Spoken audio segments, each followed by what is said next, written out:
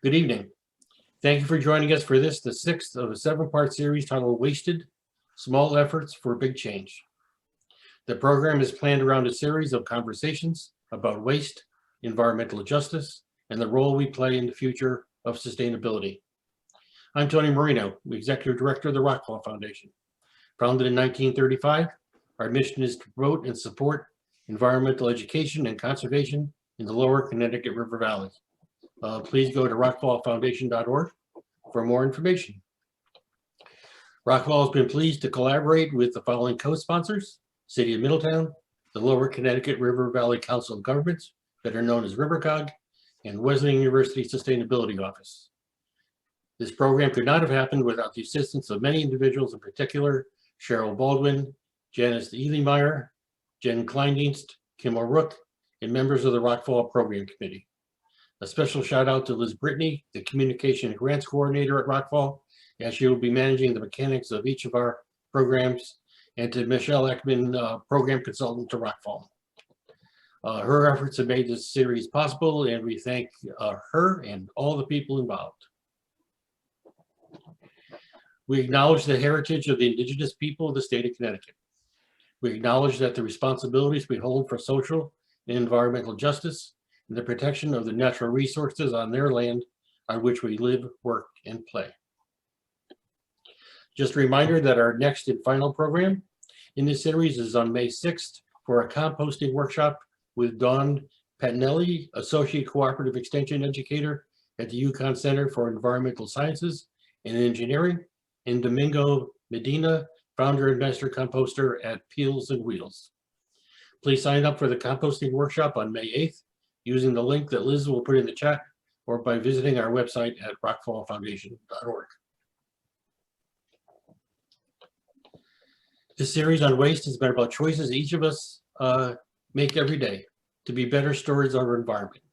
Whether it's understanding how we live affects our communities, especially communities of color and the underserved, recycling and how it works and how the system is somewhat broken, and how we are working to fix the problems of waste management and what the futures may bring. We have talked about the responsibilities for our waste decision by auditing what we are throwing away. And today we will learn how to repair rather than discard. Today we'll be taking questions after each speaker. You can put your questions into chat at any time, or we will recognize you if you raise your hand when we start each of the Q&A periods. So there's no tie tonight. I have my screwdriver and I have my pair of pliers, and I'm ready to learn about fixing broken items found in and around the house instead of throwing them away. So I'd like to welcome Virginia Walton, our first presenter this evening. Ginny has been working for the town of Mansfield as a recycling coordinator since the town started to implement its canned trash service. The town's pay-as-you-throw residential trash service continues today for both single and multi-family residences. Of particular note, the town's recycling efforts include composting programs at the 4 Mansfield schools, one of the first electronics recycling transfer station, and Connecticut's first Repair Café. Ginny will discuss what are and the history of repair cafes and what are the important strategies for waste reduction. Ginny, take it away. Hi, everyone. Thank you for that introduction, and I'm happy to jump right into my presentation on the Repair Café. So I've been working for the town of Mansfield as the recycling coordinator for 30 years, a long time. It started out, I thought it was going to be a temporary job while my husband got his PhD, and I'm here, I'm still here, and I like what I do. And one of the reasons I like what I do is for what I'm sharing about tonight, which is the Repair Café. And I will go into further detail about that banner there, that beautiful Repair Café banner, which is made from buttons sewn onto felt. You can advance to the next slide. So what prompted me in working with others to to develop a repair cafe is because, as you've probably have learned from the other wasted programs, we are a throwaway society.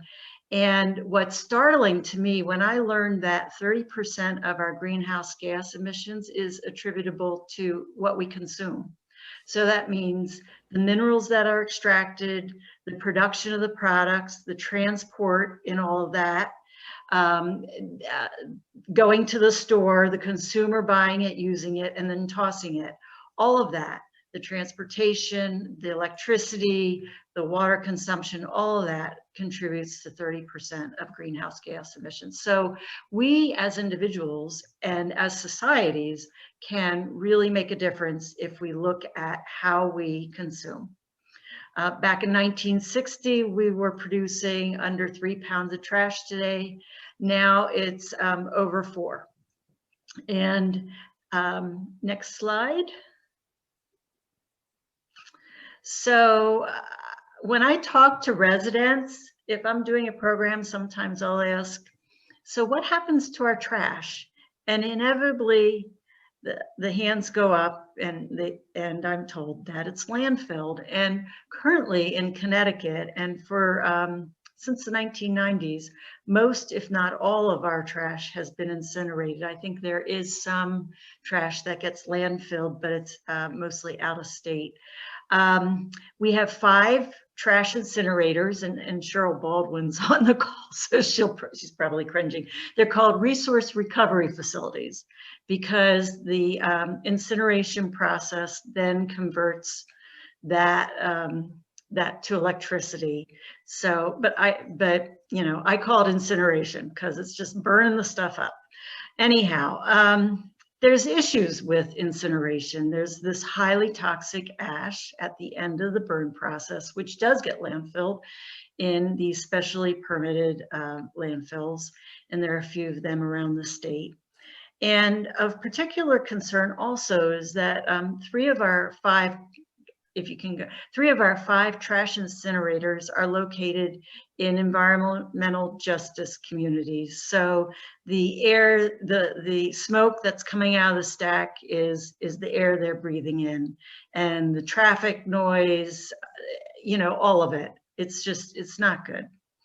2 of the largest incinerators are in our big cities. So next slide. Now, the waste management hierarchy shows that the most preferred thing that we can do is to prevent waste. So do I really need to buy that product? No, I have something similar at home. I can use that. You know, the old adage, make do, use it up, do without. You know, that is source reduction and reuse. That's what that means. And that is far more important than recycling and composting. Sometimes we think that recycling and composting, I'm a recycling coordinator, you know, it's very important to do these things. But the most important thing is, can I reuse something, or can I repair something so it's not going to be going in the trash or being recycled? So the ecological benefit of source reduction, meaning prevent the waste and reuse, is far stronger than if we're recycling or composting. Next slide. So repair cafes are all about supporting reuse. They are volunteer run, they're community service, and they're really there to help to teach people who want to learn how to make repairs and to keep goods out of the incinerator. And the first Repair Cafe actually happened in Amsterdam in 2009. And since then, it has sprouted up in Europe and the United States. Massachusetts has quite a few. And in Connecticut, those that I'm aware of are the Wilmantic Repair Cafe, which I'm a part of, and the Middletown, Rockfall, RiverCOG Repair Cafes. So we're leading the way. Next slide. So I'm going to talk a little bit about Wilmantic's Repair Cafe. So that really grew out of a transition town program that there were quite a few of us that attended that, which was all about captivating community and really working with the energy and interests of the people within the community to deal with limited resources, climate change, and environmental justice. And yeah, so out of that, there were some of us that really wanted to see something that was grassroots. And it was several years later, but we did start this Repair Cafe, and I would say it's a regional grassroots effort. So it was a collaboration between Wyndham's Access Agency, which is a local nonprofit that helps people out who may have more disadvantages than many of us middle-class Americans. Also the Wyndham Area Hour Exchange, and the First Congregational Church is absolutely our partner in this as well. So the Wyndham Area Hour Exchange was actually time banking, and so there were members to that, and we tapped into that membership for finding people who would make repairs, and also just servicing those individuals too, if they wanted to come for something to be repaired. So the first piece to this is you got to find the volunteers that are skilled in repairs. I mean, there's no point in setting it up unless you have that. And so we were able to, mostly through like people that I know or people that this person knows, you know, word of mouth was the best way to find our core of fixers or skilled repairers. And our first Repair Cafe started in fall of 2014. We've been going 4 times a year, although it has been on pause since spring of last year. So I'm hoping that the church will open up again in the fall, that we can do a fall Repair Cafe. But to date, I added up how many repairs total have been made. So 850 repairs, you know, under 20% of that are items that are brought in that cannot be repaired. And I'll speak to that in that sometimes people bring in really junky stuff, especially electrical things, where it was cheap. It was not designed to be repaired. So that 17% is, in part, is because it's junk that they bought. We've served under 900 visitors, and some of those are repeats. You know, people keep coming back, which tells me that they like the energy there and they appreciate the service that they get. So that's important in my mind. And we have about 11 skilled repairers at each event. Next slide. So what can somebody expect when they come to Repair Cafe would be, at our Repair Cafe, it's like first come, first serve. And we have a registration, so somebody will fill out a registration form and put down what needs to be repaired. And then we take turns. So they're numbered registrations. So if number 1 is served, then the next person that has an electrical pair is number 3, then number 3 would be served after them. So we try to keep it where nobody's waiting real long. And the repairs, you know, we have varying degrees of skill. I sew, and I would say I'm a mediocre seamstress. I grew up sewing my own clothes, so I know the way around a sewing machine, but I wouldn't say that I'm definitely not expert, but I'm adequate. And adequate's good for Repair Cafe. It really is.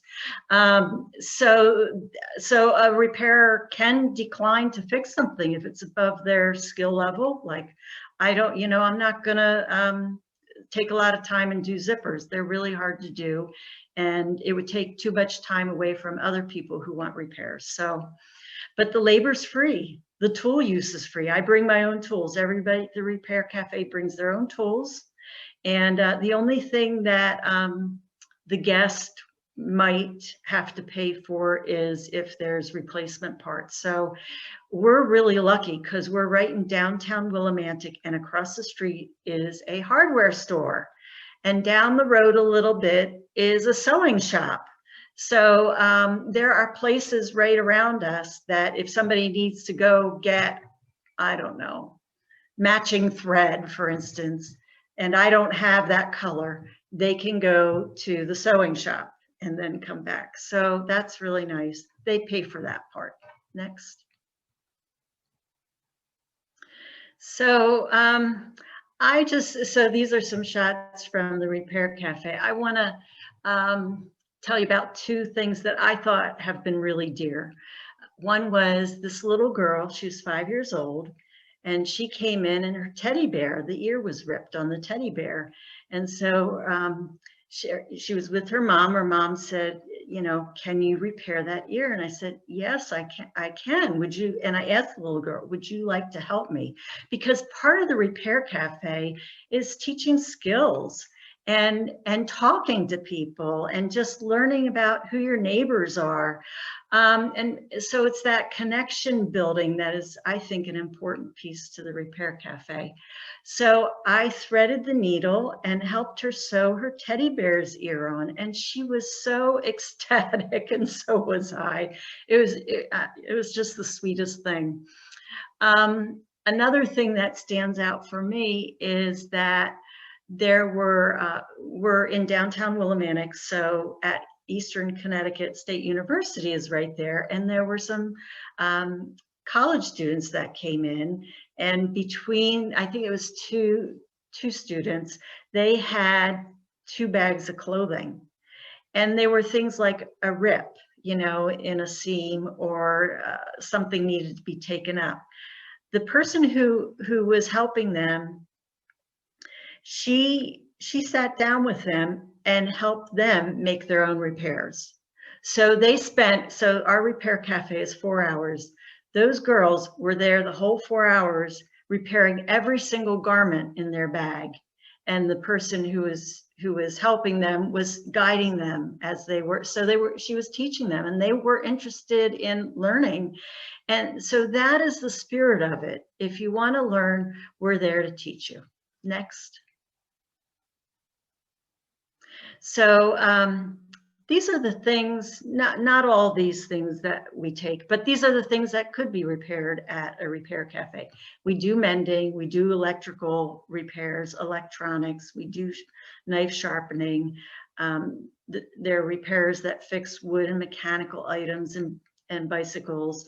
We don't have somebody, we used to have somebody who did book repairs, and we don't have anybody to do jewelry. But, you know, if you have the people to do those repairs, then offer it to the community, and those items will come. Next.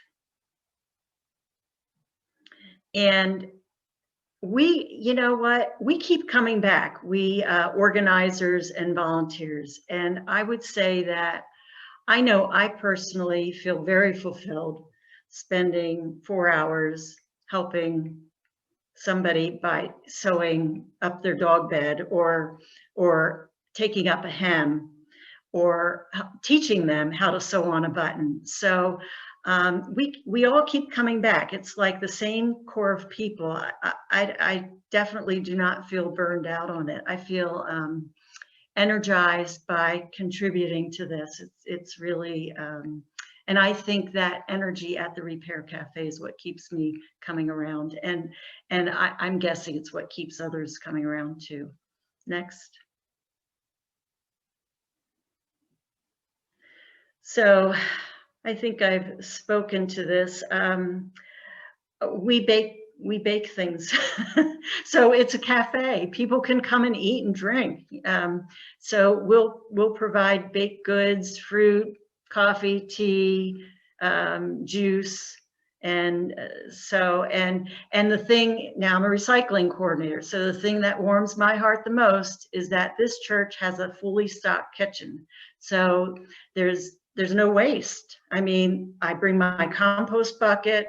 So napkins, apple cores go in the compost bucket, and the dishes and mugs and cups are washed. And, you know, it's just, it's like full circle. There are tables set up so as people are eating, they can chat with their neighbors, and that peace of mind I already spoke about. Next. So we did have 2 workshops. One during the Repair Cafe, we designated half an hour where somebody would show basic sewing skills. I think it was sewing on buttons. And there were a couple people that sat down to practice sewing on buttons. And then Judy, who is here tonight, did a lamp repair clinic, we were calling them. The sign that you see there, the blue lovely button sign. So one of our seamstresses, who is really, she's excellent. Her skills are top notch. She arranged to have people off the street, you know, it was actually during a Wilmantic fair, actually. We had a booth, and anybody that wanted to could sew on a button onto these felt pieces. And like the R is one felt piece, the E is another, the P. So she collected all these buttons, all these leftover buttons. So people could select the size and shape button that they wanted. And they sewed button or buttons on. And at the end of it, we came up with the banner, the Repair Cafe banner that we use at every Repair Cafe now.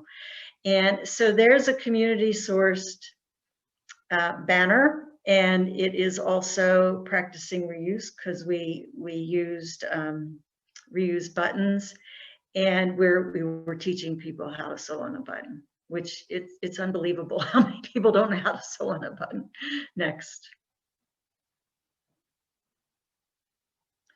And here's the information on the Repair Cafe. So the Wilmantic Repair Cafe does have a Facebook page. There's a general page for the International Repair Cafe organization and my contact information. So thanks for your time. That was awesome. Fantastic. So there was an awesome presentation. I actually want to participate in a Repair Cafe now that I know that I don't have to be like the perfect seamstress or something like that. I'm very inspired to do that. So I want to open it up to our participants. Please go ahead and unmute yourself if you have a question, or you can raise your hand if you want to be formal about it. You can also put a question in the chat if you don't feel like asking live. You know, while we're waiting for questions, Rockfall's involved with the Repair Cafe, as Virginia said, and that's in conjunction with the city of Middletown and the RiverCOG. And we hold when we can have them, and again, we're on hold 2 because of COVID. We do that between having one in the Middletown area. Last it was at the COVID house at the Rockfall building, and then we also do it down in Old Saybrook. Our service area is the lower Connecticut River Valley, so we try and provide the Repair Cafe service throughout the county.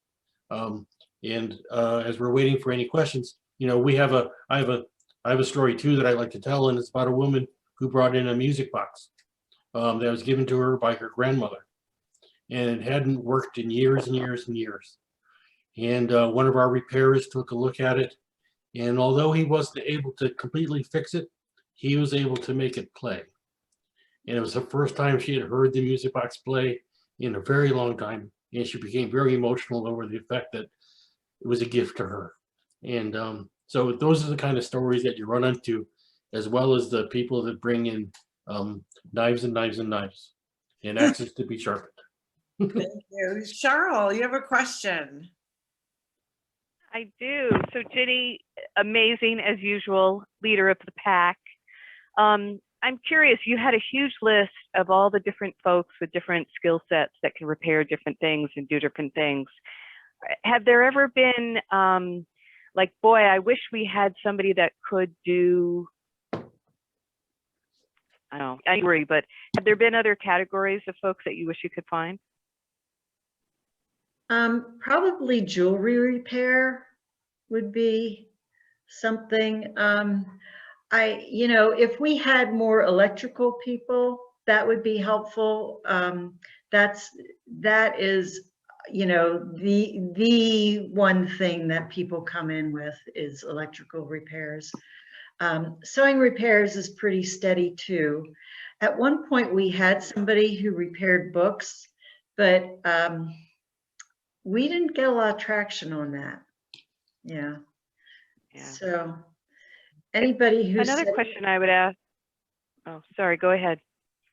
Oh, I would just say anybody setting up a repair cafe, really focus on, getting quite a few electrical repairers. Let's ask if any of your repairers ever used the ifixit.com webpage, in the sense of, I know I have sent friends there to do it themselves, but I've actually never used the manuals, and I'm wondering if that's been helpful for any of your volunteers. Maybe Judy Pearl could answer that. She's on tonight. I don't know, Judy, because she does lamp repairs and she's with the group that does electrical repairs. So is that something, Judy, that that you've used? You're on mute. Are you familiar with that website, Judy? You're still muted. Okay. No, I haven't used it, but I'm familiar with it. And so I'm not really sure if any of the other fixers have done that. We have looked up things, like manuals on our phones or whatever, if we can't figure something out. But most of them are pretty skilled in repairing electrical items. So they kind of know what they're doing. Okay. Cheryl, Yeah. could you repeat If the name anybody's- of that website? Sure, it's literally the letter I, F-I-X-I-T. So it's No, slow down. ifixit.com. Oh, I'll I just will listen. type it in. Oh, you're gonna type it in chat? I will type it in chat. Great. And I'll just share, I had a friend who had one of those big mixer blender things, like, for bakers, and it was broken, and they were literally going to get rid of it. And I said, try iFixit, and they found exactly what it was, and they fixed it. So anyway, thank you for answering my question, Judy. Sure. And Judy, we have a question that might, maybe Virginia, you can answer it. Maybe Judy, you can. We've got a question from Genevieve that she's got some solar lights that she bought last summer. Only one light is lighting up. Do you think that there's something that can be fixed with that kind of situation? Well, you'd have to look at it, but I had a couple of those solar lamps outside, and one of mine stopped working. And when I opened the batteries, there was actually like insect webbing inside the battery compartment. And I cleaned that out, and then it worked again. Or sometimes the rechargeable batteries go on them too as well. That we'd be trying different things like that to see. We end up bringing other batteries because people will bring in items, battery operated items, and they don't have replacement batteries for them. So that's one of the other things besides tools that we have to remember to bring. All right, very good. Yeah, that's great. Thank you so much. Catherine, you've got a question? Yes, hi, Ginny, that was terrific. It was a great idea. I'd love to try and do something like that in West Hartford. I had two questions. The legal piece, is that waiver that people sign, is that written by a lawyer? Is it something you would share? Is it something that you've come up against with, is there someone who's come back to complain? Is that something to worry about? There is this waiver that people sign when they register. And of course, somebody could, if they wanted to, sue, because, you can do that.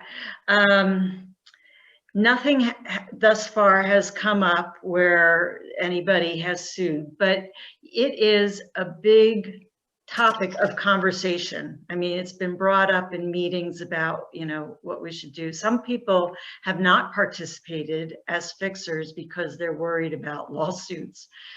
We are covered by the church if somebody would injure themselves on the property, but we are not, right now, we do not have insurance coverage if somebody goes home with something and, I don't know, burns up.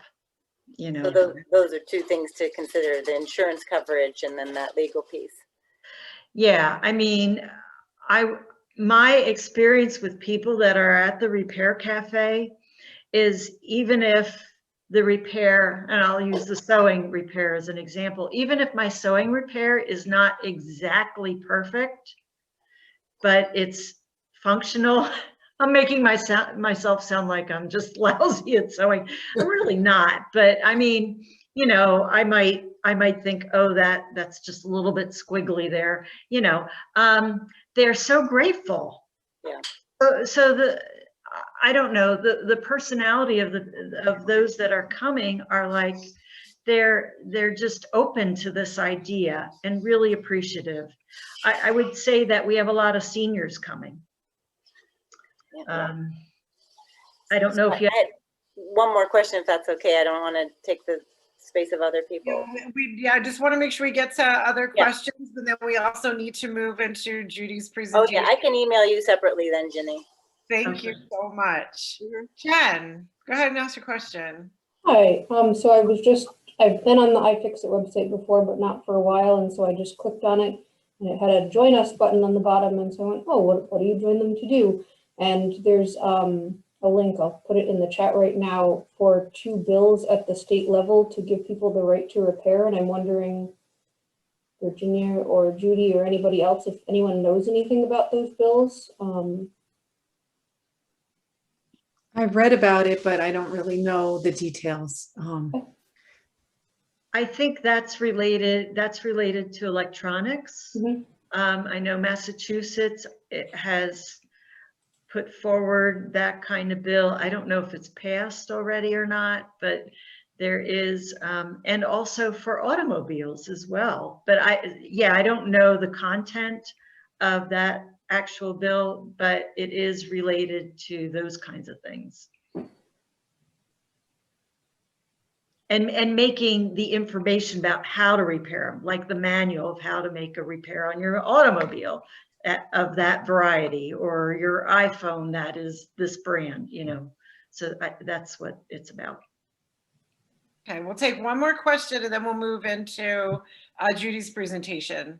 So we've got somebody with their hand raised. I know your name isn't Liz Brittany. Go ahead and you can introduce yourself too with your real name. We can change your screen name. Yeah, my name is actually John Schwenk. Liz, I don't know how I stole your name. I've never come up with somebody else's name before. I'm actually an electronics repairer at the Wilmantic Repair Café. I work with Ginny and Judy. And I just wanted to say, with regard to the liability, it's really super important to pay a great deal of attention to the safety issues of repair. So for instance, I'll just give you a for instance, there are thermal fuses in a lot of products that when the product gets too hot, the fuse will blow, and it's hard to have those in stock and be able to replace them. A quick way to get the thing to work is to bypass it. Don't do that. Okay, so we do not want to be sending unsafe products back with our customers. So thank you so much for that. I appreciate that. Thanks, So John. Tony, do you want to go ahead and introduce Judy?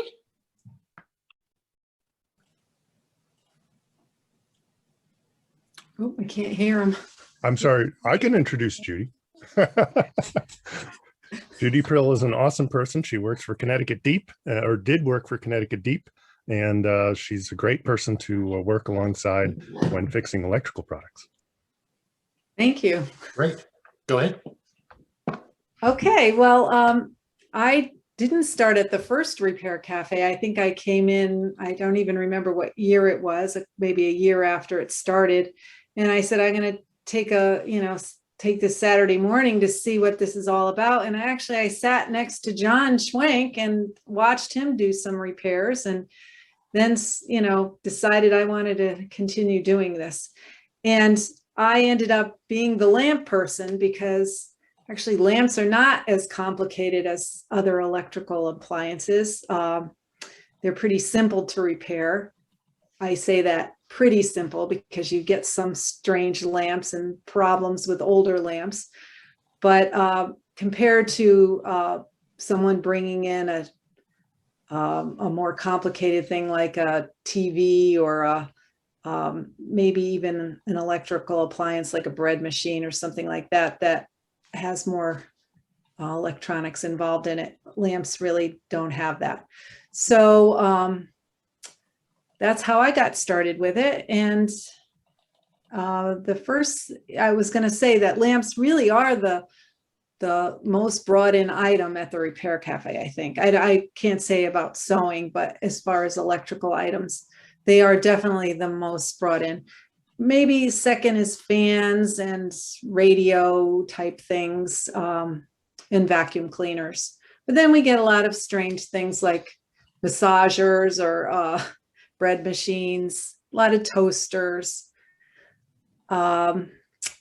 So basically lamps are, do you want to show the video first about the lamps? Okay, so this is just a really brief video that I put together with Brian Taylor about how to repair a cord on a lamp, but you can also see how you could put a socket in. But I'm going to go over a few of, I'm going to go over it anyway afterwards. So if you can just show that.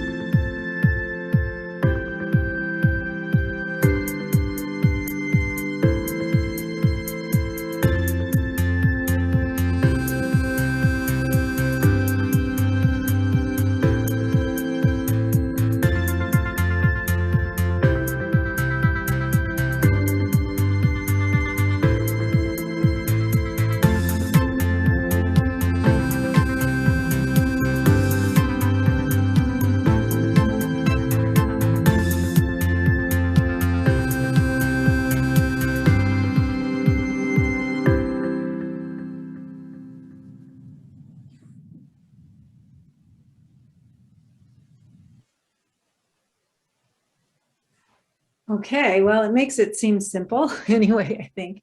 But like I said, lamps can come in different shapes and sizes. That lamp that you saw in the video was more, I brought a few lamps here to show, is more like this type of lamp, which basically just has, you know, this bottom part and it goes up to the socket here.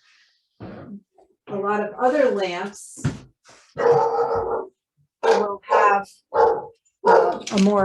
will have bolts on the bottom that hold it on. I mean, I guess they're called nuts. And then the cord gets threaded up through and goes to the socket up at the top. I'm just going to show you kind of the inside of what it would look like. The shorter one would probably only have a very short little threaded rod inside, but then the longer ones would have a big rod like this inside that is threaded to the nuts. So when in the video it was showing, you know, taking these screws off and making sure you put the power side and the neutral side to the right screw. And what makes it, if you're going to do this for the first time, I think the best thing to do is to buy one of the kits from a hardware store because they already have the ends fixed so they don't fray. And they have the cord attached to the bottom like this. So you don't have to put on a new cord or anything. You have the whole thing in a package. And I'm just going to say one thing about the cords. They're polarized, and we get a lot of lamps brought in. They're older lamps. The cords are starting to feel very brittle. They may still work, but people do want to replace it because they're worried that eventually that might, you know, fray more and then it will not work or cause a fire. So they want the cord replaced. But then also a lot of the times the socket doesn't work. The switch in the socket doesn't work. And there's several different kinds of switches. And so we always have these on hand too.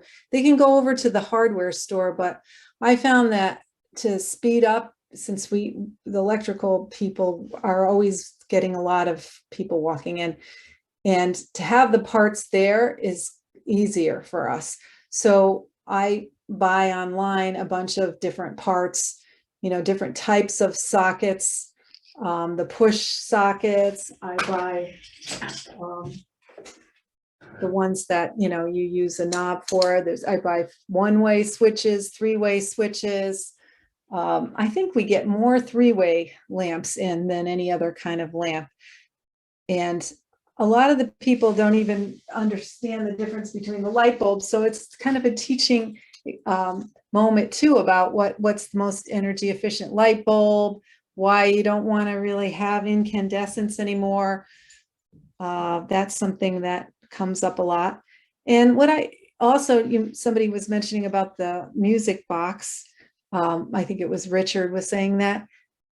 It's the same thing with lamps. People are very emotional about their lamps. They're very connected to them. They might have been in their family a long time. It passed down generation to generation. So, you know, they mean a lot to people. I did have an older couple come in, and the woman did start crying after the lamp was fixed because she said her son had given it to her and he had passed away. So it hadn't been working, and to see it working again really meant that much to her.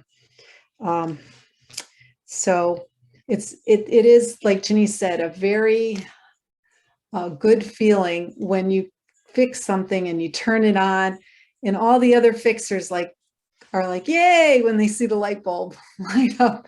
And the same thing when the vacuum cleaner turns on again. It's just a great feeling to see that happen.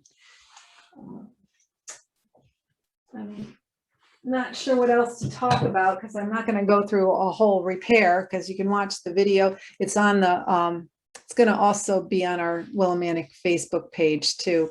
You can watch it there. I've also shared another video from I think it was from Wisconsin or Minnesota. Their Fix-It Cafe had one about putting in a socket. But here's an example of one of these cords that are already, they have the ends already tinned, so they're easy to bend and put around the screws. They've got the polarized plug, and then the wires are labeled. The hot wire is labeled with the words, and the neutral wire has ribbing on it. And that's all explained on the packages that you buy. The back of the package, it tells you which screw it goes to and which wire it goes to. So it's easy to repair it if you use one of these pre-made cords. And basically that's it. Lamps are pretty simple. The only time they might be a little more complicated if you have like a night light in the bottom. So that's a special kind of socket that you need and an extra wire that runs down to that bulb. And then there's also some lights that they were selling at those energy events that have really weird bulbs in them. And they, sometimes you can't even find those bulbs. They're kind of a plug-in type of fluorescent rather than a screw-in. Sometimes we've actually just replaced that socket with a regular socket, so a regular LED bulb can be used instead of that plug-in fluorescent. Awesome, Judy. Thank you so much. This is like, wow, I feel empowered to be able to do some of my own, a little less intimidated, and hopefully the rest of you on this Zoom feel the same way. We got a question earlier about from Cassandra, who was wondering, for those people who have items that can be repaired, is it possible for people to donate them for the Repair Cafe to then sell it to keep the cafe going? Does that ever happen? Jenny? Judy, or even Virginia, or donate? No, we aren't doing that. Okay.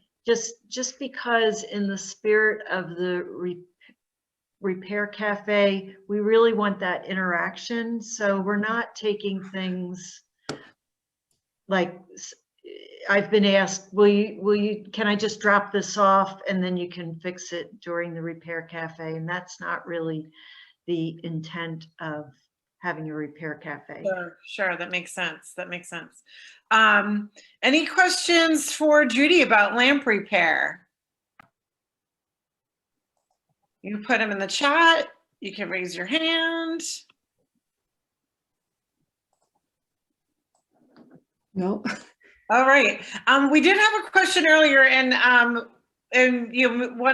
Janice or Virginia or Judy might be able to answer this. Is there ever a concern when running a Repair Cafe, or do you have a policy that if there's a professional that volunteers their time to do a repair, but that's also all their business, do you allow people to promote their business by maybe handing out business cards or something along those lines as they're engaged in the Repair Cafe? Or is that, is there an agreement that that doesn't happen? This is Janice. At our Repair Cafe, we had a woman who repaired cell phones, and I believe it was her business. But at the cafe, she was just doing it, no charging or anything. And if she could promote her business, it was fine. Mm-hmm. Yeah. And I think there was also a gentleman that did something with computers. Yeah, that's true on both. And I think that if they can make the repair during the Repair Cafe with the tools and parts they have, that is done at no charge. But in fact, they'll consult with the person, and if it's a more extensive repair, then they give them the information about how they can bring it in to be repaired at their business, and that they would charge for. Okay, great. A lot of the times the people that bring the things in do not want to pay a lot of money. You might refer them to someone too, that if it's something complicated, and then when they find out how much it would cost, they may not want to do it. It depends if there's sentimental value or it's really something that high end, they might be willing to bring it to another place. Right. And we also had a lamp repair person that was also her business. And I think that if she couldn't fix it, she had them come back to her shop. But as long as, again, it was just a part she didn't have there, she didn't charge them for a repair that originated at the Repair Cafe. Okay. Well, thank you. Very thorough answers. And we do promote at our Repair Cafe, we do promote those people or businesses that do repairs, because we want people to repair their items rather than throw them out. Sure. So, sure. Yeah. Yeah. Makes sense. Okay. Thank you so much. Tony, I'm going to turn it back over to you to introduce a lovely Janice. Janice, yes. And Janice is going to be speaking to us about sewing and sewing repairs. And Janice is the Community Resource Planner at RiverCOG. Janice works on community and regional programs, which include household hazardous waste, recycling, paper shredding, climate infrastructure, planning, bikeways, and pedestrian planning, and has worked with the Rockfall Foundation in a series of repair cafes, as we mentioned. So she has great experience with the Repair Cafe process. So Janice, I turn it over to you. Thank you. And you know, out of all that, Tony, thank you. My favorite is the Repair Cafe. Definitely. Wanted to talk first, before I started doing some sewing repairs here, on choices that you have when you buy things. Things to think about before you buy it. Because when you buy things, it's showing the marketers what you're supporting, or it's showing the manufacturers what they should make. If you see a product advertising, say 10% goes to help the environment, or if you see something that says we're using less water, those are good things to promote, and advertising for those products would probably help. Also, if you see things like we support fair wages, we have a healthy environment for our workers, would be things that you would want to support for a manufacturer to do to make the products. So think about those kind of things before you buy them. If you see, say for instance, you see a shirt that you're going to buy and you think, oh, that's pretty inexpensive. I've seen another plaid shirt that was almost the same, but it was more expensive. So I'm going to buy this cheaper one. Well, there's a reason that it's cheaper. Could it be any of those things I talked about earlier? Could it be that the employees didn't have great working conditions? Could it be that whatever the shirt was made out of, it was not the best quality? Or could it be that for a number of reasons, I guess. So think about what products are made of. Think about how they're sold. And that brings me to two things called fast fashion and slow fashion. Fast fashion is kind of the new thing. It's a design, manufacturing, and marketing method that focuses on making a lot of products really fast.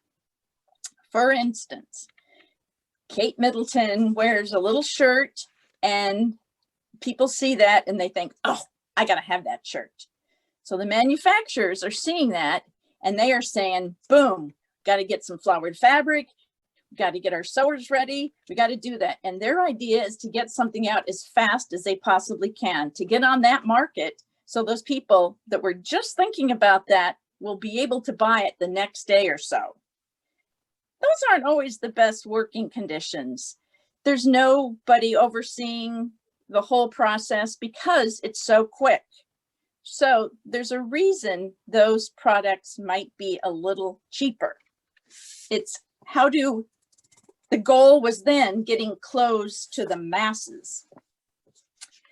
It also affects, or it could affect our health, the purchaser or the person who makes it. You don't always know what's in that fabric dye. You don't always know how that fabric's made. And there's also sometimes chemicals in fabrics. There's a chemical called benzothiazole. Benzothiazole. It's linked to several types of cancer and respiratory disease. And now we're finding that that is in some of the fabrics. Those fabrics that are synthetic fabrics that are made quickly to get on the market. Those fabrics are sitting next to your skin. And what do you think it's doing to your skin? It's probably not great. So fast fashion isn't always free. Someone somewhere is paying for it. Even though that shirt was less, that process may not be the best. and you're paying for the price of getting it is probably cheaper, but for some reason it's cheaper. So slow fashion, it's an alternative. It's mindful manufacturing, labor fair rights, natural materials, and lasting garments. Kind of the thing with a lot of the sports goods or different shoes that are made now. A lot of natural things or processed things using, say, we use 10 water bottles in making this shoe base. So these companies are concerned about the environment. They're concerned about how much water they use. And there's all sorts of creative things being done. I found a product that was called Eco Milk Fiber. Don't know what it was. It's made with milk, some kind of fiber made with milk. High-tech sportswear, recycled coffee beans, vegetable leather made with fermented tea. So these are all things that people are finding to make products from that have been disposed, used up, whatever, and they're making products from them now. There's even a petition to sign at change.org for the fashion industry to add carbon footprints labels on clothes. So that's a pretty good idea. So if you see that same shirt made of natural fabrics like wool rather than a synthetic, if you take care of that shirt, if you wash it correctly, it's going to last a long time. It can even be repairable. That life of the shirt will last longer. And you might not even need to buy a new shirt for a while because you can keep that one. So being a wise shopper, another thing to do is looking at labels. See what it's made of. Is it washable? Where's it from? Don't be an impulse shopper. Is that made from synthetic fabrics where it might stretch out? It might snag easy. It might lose its color. If that's the case, that shirt you just bought is only going to last a little while. And you're going to turn around after wearing it for just a little bit of time. It's going to have to go to Goodwill. And if Goodwill can sell it, they would. But sometimes it could just be used for a rag at Goodwill. So reading labels is one way to be a smarter shopper. You can learn all sorts of things from the labels. And there's also, let's see here. If you read the label well and understand that they're concerned about the environment, you could be helping the people through the whole process of making that item. If you buy used clothing, more clothes don't have to be made. So you've limited that whole span of making the whole product again. You didn't have to do it. There's clothes rental companies that you can rent clothing even and use it and send it back. If you have a special event and you got to get something snazzy, think of renting it. And I learned these lessons through being a knitter. When I first started, I used some synthetic yarn. The color was the best, but made it up, wore it, and it stretched out. So all that time it took to make it, darn it, I used the wrong yarn. So now I make sure that I check the labels on the yarn, kind of like you have to do with clothes. Also, I live in a house, an old house that has tiny closets. So this time of the year, I've got to go up in my attic, get in the barrels, grab my summer clothes, bring them down, and put all the fall and winter clothes up in the closet. And I've noticed that when I bring down my fall and winter clothes, a lot of them are natural fibers. A lot of them are wools or different kinds of wools. they're warmer, they last longer. You just take care of them and they last a long time. So think about the natural fibers.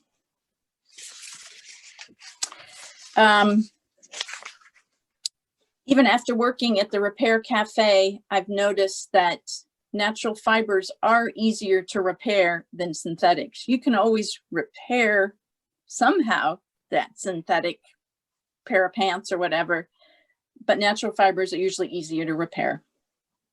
So those are just a couple things to think about when you go shopping to buy that new shirt. So that's my spiel on being a wise shopper. Did you want me to do a couple repairs now? Clothing repairs? Let's do it. Yeah. Okay. Okay, I've got two things I'm going to do here. One is a pants leg. If you need to shorten your pants. Well, first you have somebody else mark it. Get some pins, have somebody else mark it. All you do is flip it over so that that marking is on the inside. And there's your inside. The trick is now, when you sew that to the leg, you got to make sure you use certain kind of stitches that you're not going to see it. So you don't want to see, if you don't have that perfect thread, you don't want to see a big green line running through those brown pants. And there's a certain kind of stitch that you can use. I did a little sample here. So this is my pants and this is the inside. There are these little X's. Can you see that there on the yarn? I did it with yarn, so it was big.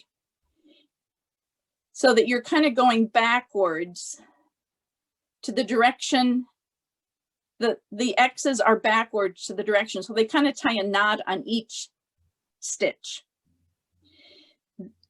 Obviously this wasn't a great job because I used great big stitches, but on the pants that I showed you, I did repair them. They were stitched because they were too long. And you can't see from the outside that there's stitches all through it. So that's just a little trick for repairing a hem in pants. The other one is my favorite red jacket is good, but my pocket has a hole in it. And I keep losing my Kleenex or whatever I put in there. So the trick is with that, this is a lined coat. So the trick is to get to that pocket. So you have to go to the hem and find a spot. I made a spot that I can reach in there and get to my pocket. Pull it out, find where the hole is, just stitch it up any way you can, just so it's solid. And you don't lose your change anymore. Then you just have to pull it back, push it back in, and you'll have to repair your hem that you made a little sneak peek through. So that's it.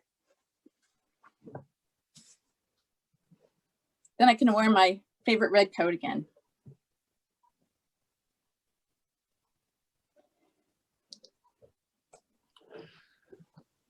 That sounds great. Do people have questions?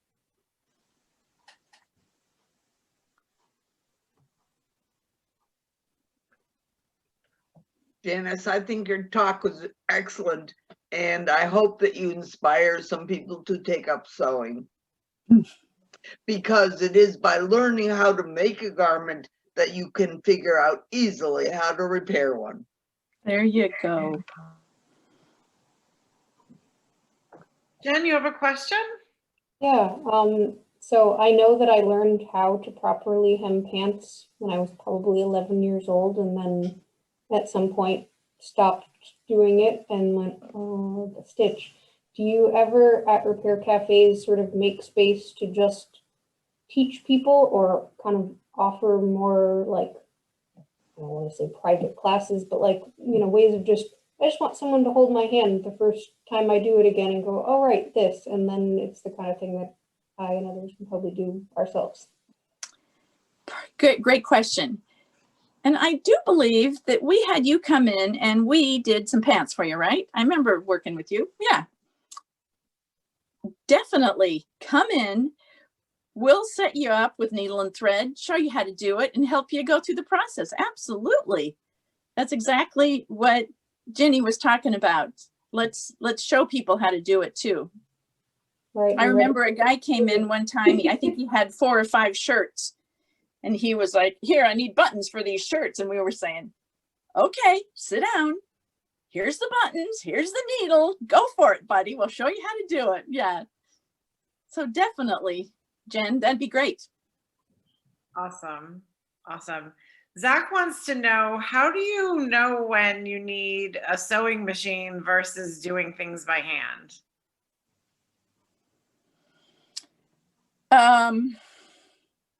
I would guess that most of the repairs you could do by hand. Some of them, depending on the fabric, it could be tricky that it could fray or something, and you might need a better stitch, a tighter stitch or something for it. But generally, I'm thinking you could do your repairs, simple repairs. I'm thinking not like a zipper or, you know, the side of a pants or something that's going to be stressed. Simple repairs, you could probably do them by hand, but it's always fun to have a machine. Yeah, agreed. If you can remember how to thread it properly. Or if you can see how to thread it. Well, that's my question. Is there a secret to threading a needle? They do have little gizmos you can buy that are little wires that you send through the eye of the needle and it grabs the thread, and yeah, there's little tricks. Go to your local Joann Fabrics, your sewing store, and ask them. Other than that, you need good eyes, right? You need good eyes. And get a needle with a bigger eye in it. Yeah. Right. Tiny little eye. I just saw something on YouTube about an easy way to thread a needle by putting the thread over your palm of your hand and then rubbing the eye on the thread as it's on there, and it kind of pops up through the needle. I tried it and I couldn't get it to work, but that maybe you want to try that too. See if you could do it. He just wrapped the thread around his hand and then rubbed the eye of the needle right on the thread, and then it just kind of popped up through. Wow. I tried it quickly and it didn't work for me, but if it would work, that would be. Flatten the thread. Try to flatten the thread, bend it over and flatten it so that it's going to easier go through the needle. Maybe get a little liquid on it. Yep. A little saliva goes a long way. One of the things that we did when Ginny mentioned that Repair Cafe banner, and we had it at the Wilmantic festival outside, people came up to the booth and, you know, we had them sew on buttons, and a lot of them said they didn't know how to sew on buttons. And we showed them how to do it. And a big thing was teaching them how to tie the knot in the thread, which I never really thought about until I had to teach somebody how to do that. Or else just keep going. You have your own way of doing it. Everybody seems to. Sure. So a couple questions have come into the chat. And anybody can answer this on our panel who has done sewing repairs. What's the most complicated sewing repair that you've done? Zippers they take a lot of time, and for purchased products that have zippers, like jean zippers, clothing is not designed for repairing zippers, replacing zippers. There's a lot of stitch removal. I mean, they're not complicated, they're just time consuming. And So that's probably the most complicated. The strangest thing I repaired was a dog's bed. The dog chewed a bunch of holes in it. So it was, yeah, it was an interesting repair. It took a long time too. How about you, Janice? Most complicated repair? I'm not a know about complicated. I'm thinking a hard repair is jeans, because that fabric is so heavy that you have to carefully feed that thickness through, and it's not always easy to have the, you have to have a heavier needle, heavier thread, so that's just kind of tricky. Yeah, especially if you're hemming your jeans and you just get that much more fabric. Yeah, it can be tricky. Yeah, I bet. Janice, one of the unique repairs you did, and I think you and Martha worked on it, is a person brought in an old instrument case, and the lining of the instrument case was ripped. Right. Yeah. We kind of had to pull it apart a little bit and get in there, and some of the cording for the hinges was broken, so we repaired those and then had to put the lining back. But that was a good one. Yeah. Wow, that does sound that was a good one. How about quilts? Have you had experience in repairing quilts? I've made quilts. So I guess I could repair them.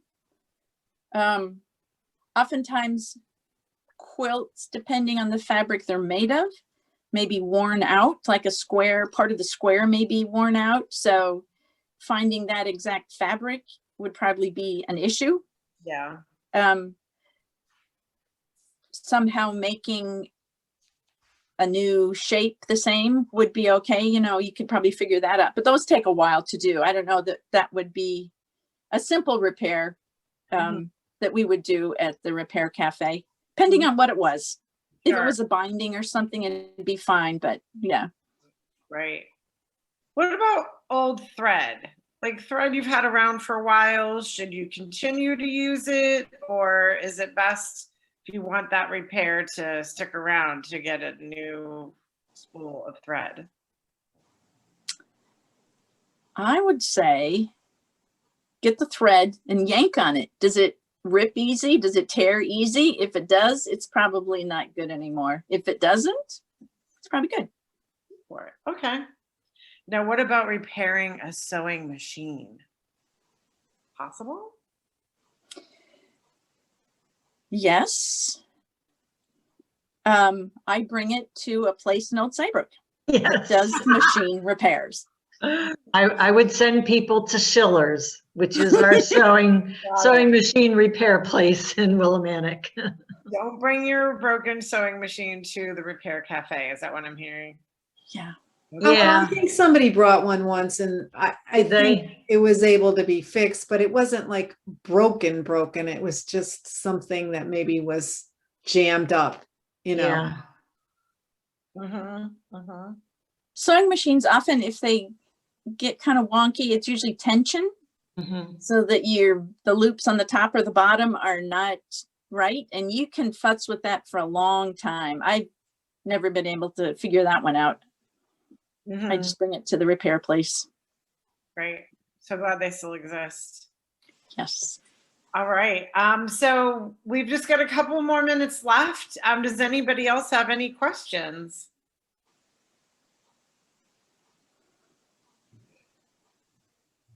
This has been really, truly fantastic. Yeah, I just appreciate it so much. And, I know that that the Rockfall Middletown Shoreline Repair Cafe has 2 repairers that are joining us tonight. And I want to thank them for they know who they are.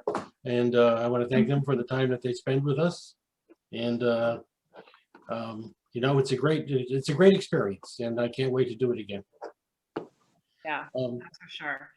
We got 2 more questions before we go. Martha, go ahead. Oh, goody. I'll tell you that this is a stumper for me. I used to be a better fixer than I am right now.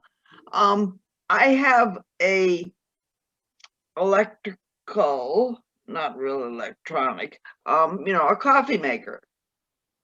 It still gets hot. it still works, except it doesn't suck the water up to put it into the coffee. It just makes steam.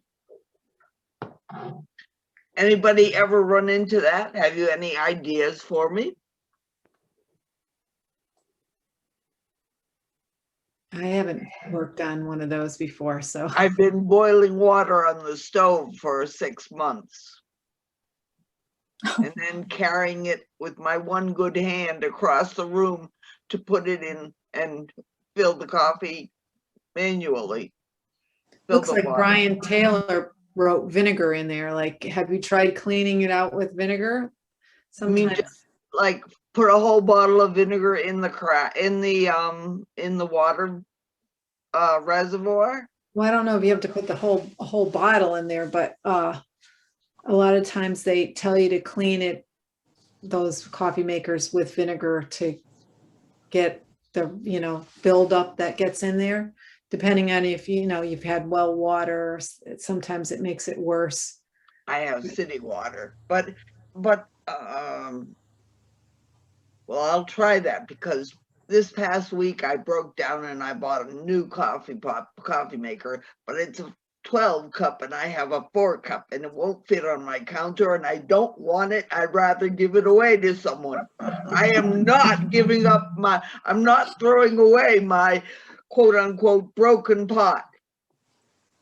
So I thank you. I'll try that. Sure, absolutely. Somehow I think that a Q-tip might be helpful too, but I don't have any and my right hand doesn't work.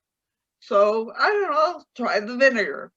And you know, there's so many videos and things online. If you just type in like the Google search thing, like how my coffee maker is not working, you know, ask a specific question about it. Sometimes you'll find somebody that made a video, or there's some kind of do-it-yourself information on things like that too.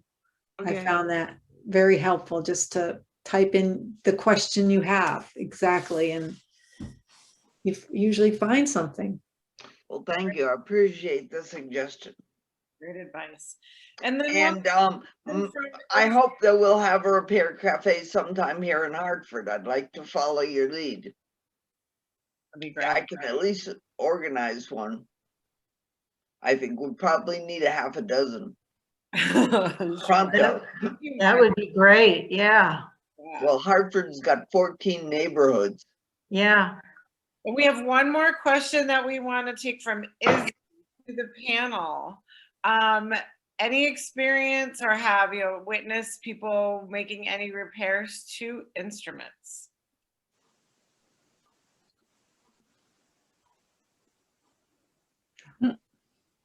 I'm assuming musical instruments is the.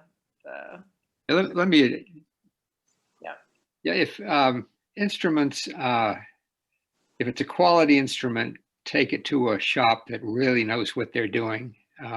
It's just not worth ruining a quality instrument. And if it's a cheap instrument, chances are that it's cheap and it's probably gonna be very hard to repair. I mean, usually stringed instruments, maybe a fret falls out, or the tail block comes unglued or something. But I'm just saying mainly for quality things, don't skimp on that. Okay, thank you very much. And first of all, you know, I'm going to conclude tonight's program. I want to just thank Virginia, Judy, and Janice. You've been excellent, excellent, excellent. Round of applause. It's been very informative, and thank you so much. And thank you, Michelle and Liz, for helping run the meeting. And that concludes just tonight's program. And remember to sign up for our composting workshop next Thursday. You can do that by going to rockfallfoundation.org. And have a great evening.